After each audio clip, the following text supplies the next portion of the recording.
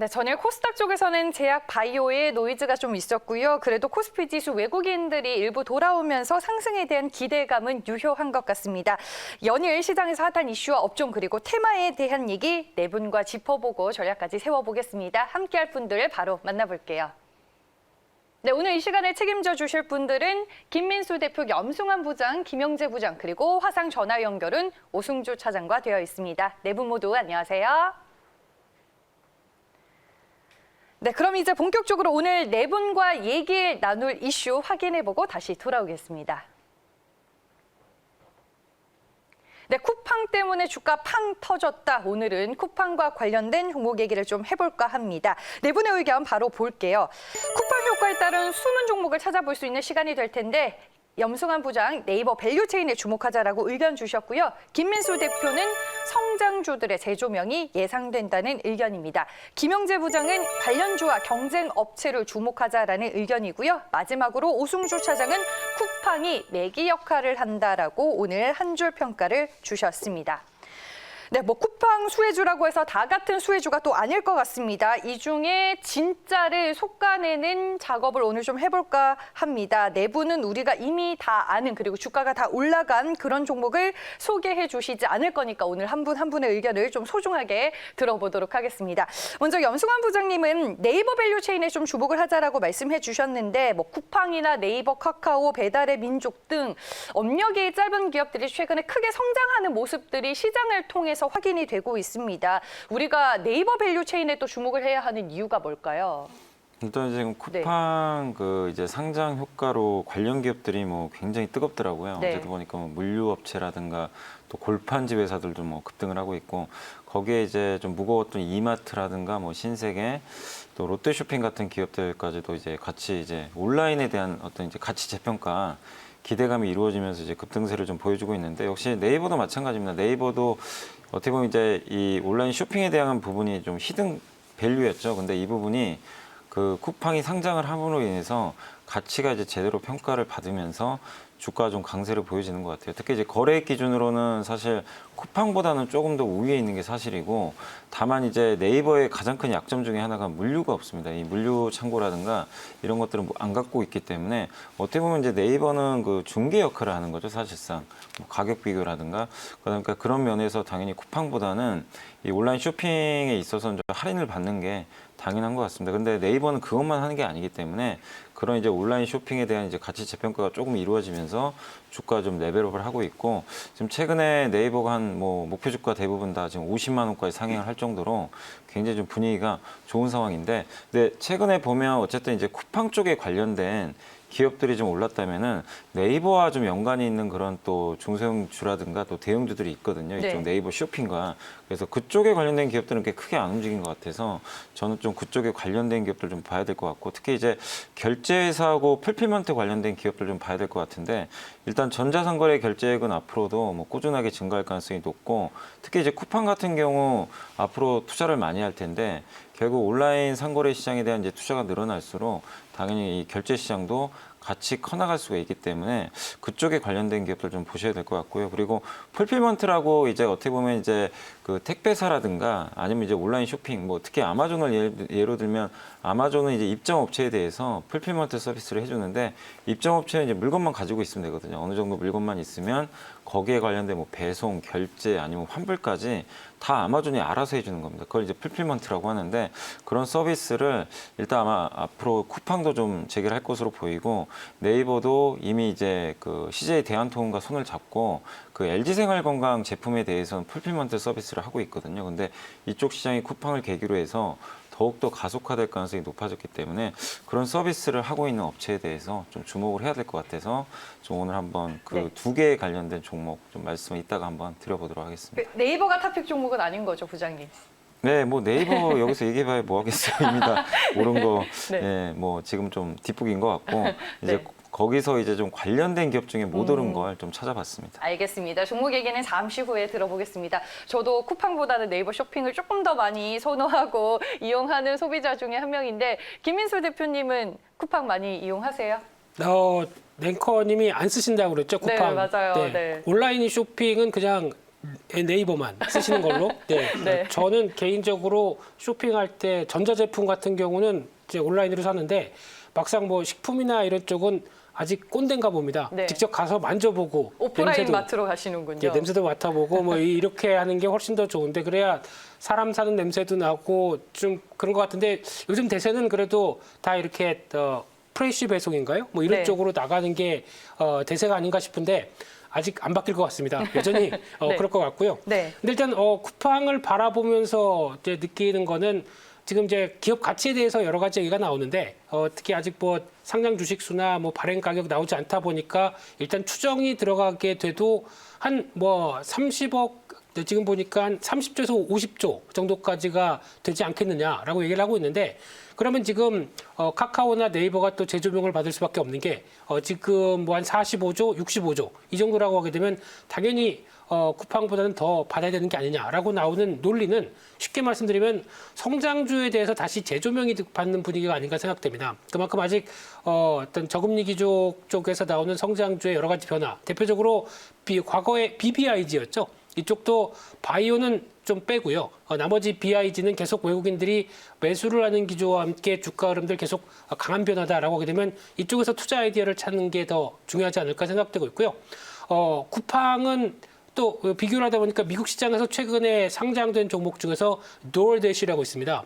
문으로 달려가죠. 네. 예, 미국판 배달의 민족입니다. 이쪽이 상장하고 계속 시총이 70조까지 들어오는 이런 변화가 나오게 되면 쿠팡도 이를 따라갈 것 같아서 3월 달 미국 시장에 상장하면은 저도 서학개미 운동에 참여해볼까 생각 중인데요. 오, 네. 네.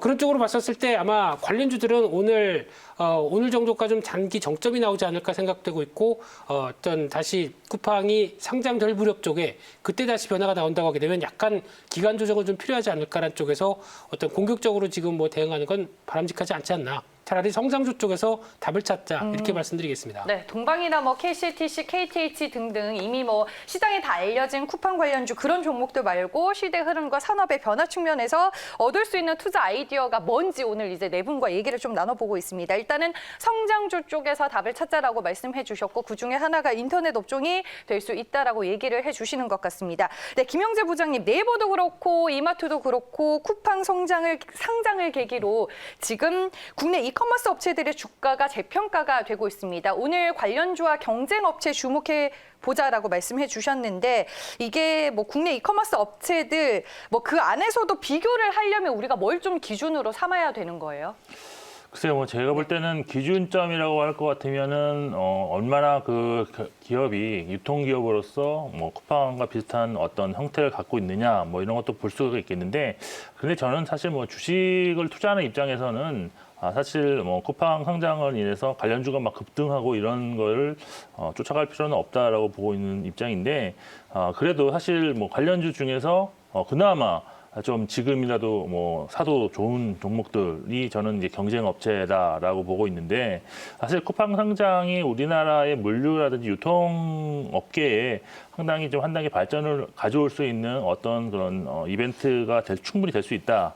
특히 쿠팡 같은 경우가 지금 실질적으로 그 매출 성장률이 상당히 높은 수준인데, 뭐 지금 업계에서는 사실 한 50% 수준으로 성장하지 않았겠느냐라고 이렇게 예상을 했는데, 실제로는 거의 뭐 100% 가까운 97%의 매출 성장이 있었다는 것이 지금 밝혀져서 지금 뭐 아직까지는 적자 기업이지만 곧 수익을 창출할 가능성이 높다. 그리고 이렇게 대규모 이제 투자를 유치하기 위해서 이제 뉴욕 증시, 그러니까 뉴욕 거래소에 이제 상장을 하는데, 아무래도 이제 앞서서 말씀하신 것처럼 쿠팡도 아마존과 같은 그런 풀피먼트 서비스를 이제 그런 걸 통해서 결국은 매출이라든지 수익을 창출할 가능성이 높기 때문에 상당히 이제 거대 기업으로 발전할 가능성은 좀 열어두고 대응을 하셔야 된다. 그래서 관련 기업들이 지금 그래서 직접적인 연관이 있는 기업들이 상당히 주가가 좋은데, 그렇지만 이렇게 현재 시점에서 본다 그러면 사실 주가는 오르고 있지만 과연 그 쿠팡이 정말로 수익이 나면서 이들 관련 기업들까지도 그런 실적에 대한 수혜를 입기까지는 상당한 좀 기간이 걸릴 것이다라는 점에서 사실 뭐 지금은 그냥 테마성의 어떤 종목 대응으로 좀 보시는 것이 가장 바람직하지 않나. 그래서 결국 테마라면 결국 매매 대상 종목은 쿠팡 테마주 중에서 대장주 또는 시가총액이 작은 순서로 매매를 하시면 되는데 선조 라인 정하고 좀 단기 매매하셔야 된다라고 좀 보고 있고 오히려 지금 진짜 주목해야 되는 것은 쿠팡 상장을 통해서 경쟁 업체들의 어떤 그런 기업 가치가 재평가를 받을 가능성이 있다라는 점인데요. 뭐 그것이 유통업체가 될 수도 있고 아니면 플랫폼 기업이 될 수도 있다라는 점입니다. 그래서 그중에서 저는 이제 유통업체들 같은 경우에는 각자 고유의 지금 이커머스 그런 부분을 지금 발전시키고 있는 그런 체제를 갖추고 있기 때문에 쿠팡 상장으로 해서 온라인 부분의 가치에 좀 프리미엄이 붙을 가능성이 높다는 점에서 중장기적으로 대응이 가능한 종목들은 경쟁 업체를 봐야 된다라고 보고 있습니다. 네, 그러니까 최근에 쿠팡 이슈로 급등한 종목들 같은 경우에는 단기 매매로 우리가 접근을 해야 되고 뭐 유통 쪽에서 이제 쿠팡의 경쟁 업체가 될 수 있는 종목들을 긴 관점에서 봐야 된다 이 말씀이신 거죠? 네, 그렇습니다. 네, 알겠습니다. 뭐 이커머스 시장이 결국에는 성장을 하고 있는 단계인데 저는 그러면 또 물류 쪽에 수혜가 되지 않을까라는 생각도 좀 드는 것 같고 차장님께서는 수혜를 예상해 볼 수 있는 업종과 섹터 또 뭐라고 보세요? 네, 오승조 차장님. 네네. 네. 저는 수혜를 받을 수 있는 쪽은 어쨌거나 이제 물류 관련된 기업들은 어제까지 큰 시세를 불출하였지만 네. 이 밖에도 이커머스 산업 성장과 더불어 간편하게 결제를 하는데 도움을 주는 전자결제 관련주 그리고 택배 포장과 관련된 제지주들도 쿠팡 상장과 함께 우리 생활에 굉장히 도움을 주면서 향후에 계속 커질 수 있는 산업이라고 보고 있어서 그와 관련된 기업들은 계속 옆에 두고 매매를 하시면 좋을 것 같습니다. 네, 이상입니다. 알겠습니다. 일단 뭐 간편 결제 관련주 그리고 제재 관련주 쪽으로 업종과 섹터를 압축을 해주셨습니다. 그럼 이제 우리가 숨은 종목을 또 하나하나씩 좀 찾아보도록 하겠습니다. 염성환 부장님 네이버 밸류체인이라고 오늘 한 줄 평가를 주셨고 앞서서 이제 살짝 힌트를 주시긴 하셨는데 구체적인 종목으로 들어볼게요. 네, 먼저 그 KG 모빌리언스 좀 말씀드리고 싶은데 뭐 네. 요새 결제주들이 그렇게 주가 흐름은 좋지는 않습니다. 일단은 이 기업도 이제 목에 이제 KG 그룹에 좀 속해 있는데 KG 이니시스도 그렇고 관련 기업들의 좀 주가 좀 부진하다 보니까 좀 상대적으로 좀 부진한 흐름들이 좀 나오고 있는데 다만 여전히 뭐 실적도 좀 괜찮은 편이고 특히 이제 우리 그 휴대폰 결제로 많이 알려진 기업이죠. 다나알과 이제 거의 경쟁 관계에 있는 그런 기업이고 휴대폰 이제 소액 결제 한도가 많이 올라가면서 수혜를 좀 받고 있고 거기다가 이제 KG 올렛이라는 이제 신용카드 이제 결제 서비스를 하는 그 업체를 또 인수를 하게 되면서 상당히 이쪽에서 매출액이 좀 많이 증가를 하고 있고요. 특히 그리고 이제 네이버 밸류체인이라고 제가 말씀드린 이유 중에 하나가 네이버로부터 이제 발생하는 연간 그 휴대폰 소액 결제가 상당히 많이 있잖아요. 그 거래액 좀 절반이 이 KG 모빌리언스를 통해서 발생을 하고 있다고 합니다. 그래서 상당히 앞으로 이 모바일 쪽에서 휴대폰 결제액이 뭐 네이버 뭐 쇼핑이라든가 네이버 페이를 통해서 많이 나오게 된다라면은 상당한 좀 그 시너지 효과를 좀 발휘하지 않을까 이렇게 보여지고 있고 일단 7.2조 원 정도의 거래가 좀 올해 좀 나올 것으로 좀 전망을 하고 있는데 그중에 휴대폰 뭐 소액 결제만 해도 한 2.8조 원 정도가 좀 나올 것으로 보이니까 일단 KG 모빌리언스는 네이버랑 좀 같이 갈 수 있는 그런 그림이 나올 수 있다. 이렇게 생각하시면서 대응하시면 좋겠고 결제 예산대 PER이 10배밖에 안 되거든요. 그러니까 굉장히 저렴하다.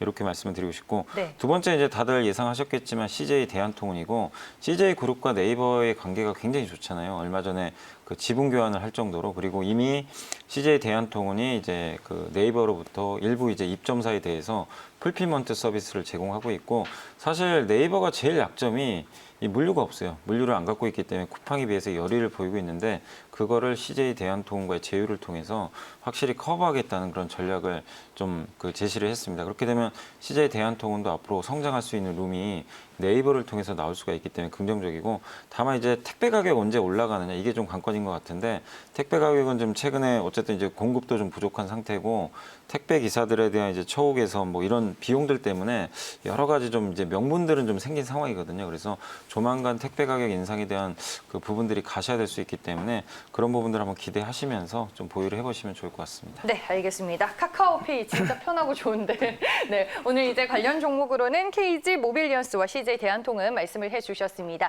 김민수 대표님, 쿠팡 효과로 재조명이 기대가 되는 성장주 뭐가 있을까요? 네, 한때 작년에 강한 변화가 나왔다가 기간 조정을 상당히 많이 받았죠. 그러다 최근에 다시 움직이는 대표적인 종목이 KINX 같습니다. 네, 다시 돌아왔죠. 네. 근데 최근에 수급 좋아지면서 직전 고점대를 돌파하지 않을까 생각되고 있는데 인터넷 인프라 서비스 관련된 강자다 보고 실적 흐름들 보다 보니까 여전히 올해 전망까지 상당히 양호한 것 같습니다. 그러면 다시 재조명을 받는다는 관점 쪽에서 고점대를 다시 시도하지 않을까라는 쪽에 무게를 두고 싶고요. 또 대주주인 가비아가 있죠. 이 회사 같은 경우는 실적 나오는 거에 비해서 IT 기업인데 PR 10배면은 싼 것 같습니다. 한 번 더 레벨업을 시도하지 않을까라는 관점 쪽에서 주목하고 있습니다. 네, 알겠습니다. 두 개의 종목 역시나 말씀을 해주셨습니다. 다음은 김영재 부장님, 앞서서 유통업체라고 힌트를 주셨거든요. 어떤 종목 탑픽으로 보세요?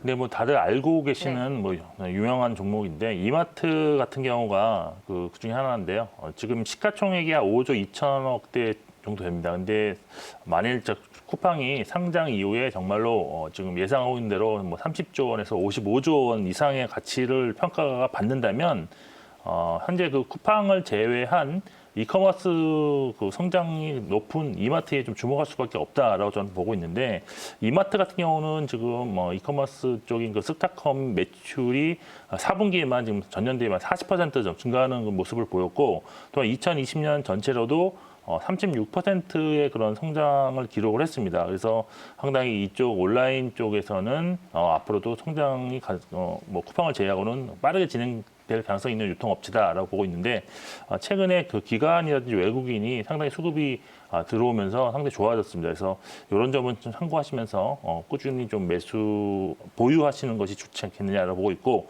또 하나 기업은 롯데쇼핑입니다. 롯데쇼핑은 사실 올해 제가 첫 시간에 올해에 좀 주목해야 되는 종목 중으로 선정한 종목인데 먼저 그 투자 포인트는 일단 경쟁상 대비 사실 온라인 부분이 매우 늦었습니다. 그래서 상당히 디스카운트용이었는데 롯데온이라는 이커머스가 아직은 초기라서 큰 주목을 받고 있지는 못합니다. 그렇지만 성장성은 오히려 나중에 크게 나타날 수 있다라고 좀 보고 있고요. 여기에 좀 할인율이 좀 축소될 가능성이 있다. 그러니까 아까도 말씀드린 것처럼 온라인 부분이 약해서 디스카운트도 받았던 그런 주가의 그런 평가가 다시 재평가받을 수도 있다라는 점이고요. 또 다시 주목해야 될 가장 큰 이유는 사실 실적이 아니겠느냐라고 보이는데 실적 턴어라운드가 지금 꾸준히 진행 중입니다. 지금 사실 이 턴어라운드는 구조조정을 통해서 지금 이루어지고 있는데 지난해에는 마트와 슈퍼 그리고 뭐 다른 업체들 등 뭐 그러니까 115개 점포가 폐점을 했었고요. 올해도 한 60개 정도 점포를 좀 폐점할 예정입니다. 그리고 또 중요한 점은 밸류에이션 수준이 절대적으로 낮다는 점인데 PBR이 지금 0.3배 초반인데 0.5배까지는 열어놓고 대응하실 필요가 있지 않겠느냐. 그래서 주가 상승 가능성은 유통업체 중에서 가장 높은 종목이 아니겠냐라고 판단하고 있습니다. 네, 알겠습니다. 마지막으로 오승주 차장님, 전자결제 관련주, 제재 관련주도 주목하고 있다라고 말씀해 주셨는데 종목은 뭐가 될까요? 네, 먼저 전자결제 관련주에서는 셔틀뱅크를 보고 있습니다.